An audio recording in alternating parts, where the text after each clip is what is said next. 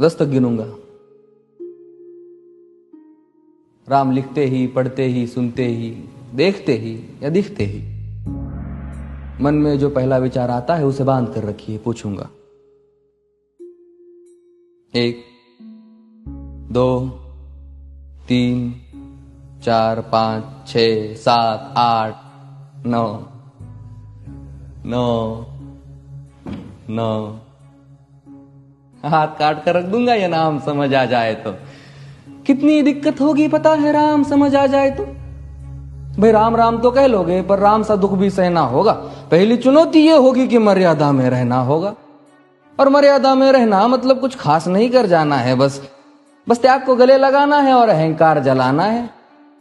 अब अपने राम लला के खातिर इतना ना कर पाओगे और शबरी का जूठा खाओगे तो पुरुषोत्तम कहलाओगे।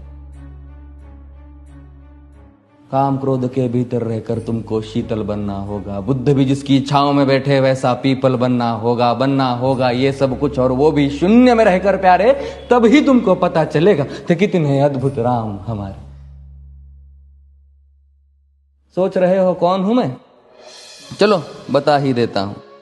तुमने ही तो नाम दिया था मैं पागल कहलाता हूं। नया नया हूं यहां पे तो ना पहले किसी को देखा है। वैसे तो हूं त्रेता से, मुझे कृष्ण किसी ने कलयुग भेजा है। भाई बात वहां तक फैल गई है कि यहां कुछ तो मंगल होने को है कि भरत से भारत हुए राज में सुना है राम जी आने को है। बड़े भाग्यशाली हो तुम सब। वहां पे सब यही कहते हैं कि हम तो राम राज्य में रहते थे पर इन सब में राम रहते हैं। यानी तुम सब में राम का अंश छुपा है। मतलब वो तुम में आते हैं रहने। सच है या फिर गलत खबर? अगर सच्ची है तो क्या कहने। तो सबको राम पता ही होगा, घर के बड़ों ने बताया होगा। तो बताओ फिर कि क्या है राम। बताओ फिर कि क्या है राम। बताओ। अरे पता है तुमको क्या है राम? या बस हाथ धनुष तरकश में बांध, या वन में जिन्होंने किया गुजारा, या फिर कैसे रावण मारा लक्ष्मण जिनको कहते भैया, जिनकी पत्नी सीता मैया। फिर ये तो हो गई वही कहानी, एक था राजा एक थी रानी। क्या सच में तुमको राम पता है? या वो भी आकर हम बताए? बड़े दिनों से हूं यहां पर, सब कुछ देख रहा हूं कब से। प्रभु से मिलने आया था मैं, उन्हें छोड़कर मिला हूं सबसे। एक बात कहूं अगर बुरा ना मानो, नहीं तुम तुरंत ही क्रोधित हो जाते हो। पूरी बात तो सुनते भी नहीं, सीधे घर पर आ जाते हो। ये तुम लोगों के नाम जपो में पहले सा आराम नहीं। ये तुम लोगों के नाम जपो में पहले सा आराम नहीं। इस जबरदस्ती के जय श्री राम में सब कुछ है, बस राम नहीं। ये राजनीति का दाया बाया जितना मर्जी खेलो तुम। दाया बाया, अरे दाया बाया, ये तुम्हारी वर्तमान प्रादेशिक भाषा में क्या कहते हो उसे? हाँ वो लेफ्ट एंड राइट।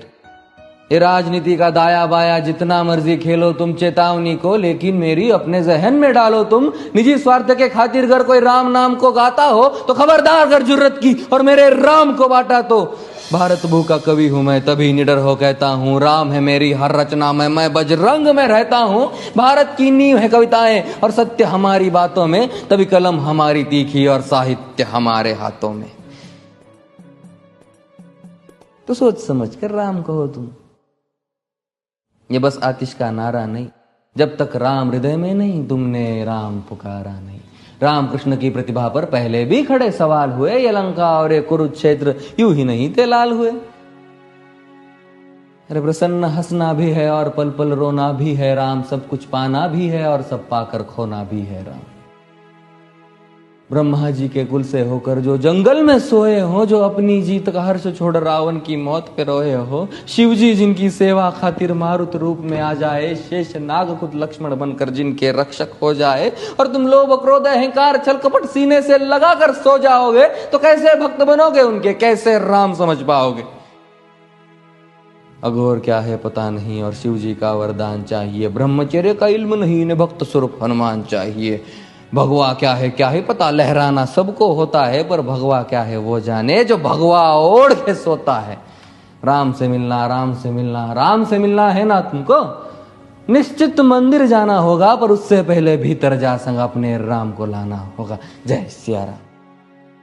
और हाँ, अवधपुरी का उत्सव है, कोई कसर नहीं, सब खूब मनाना। मेरे प्रभु है आने वाले, रथ को उनके खूब सजाना।